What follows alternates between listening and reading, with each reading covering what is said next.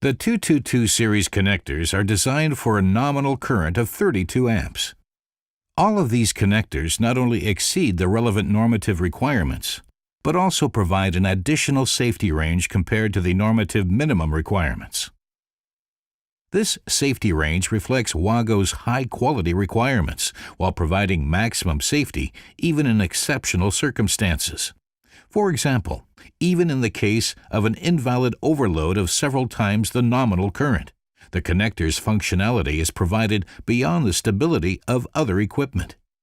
In the event of a failure of more than 3 times the nominal current, the conductor insulation melts and the wire starts glowing. This is not the case for WAGO's 222 series splicing connector. Both the connector's electrical functionality and housing insulation remain intact.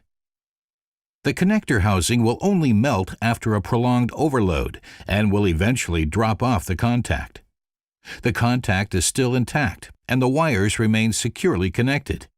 Even after such an extreme test, the contact points continue to meet the normative requirements in terms of contact quality.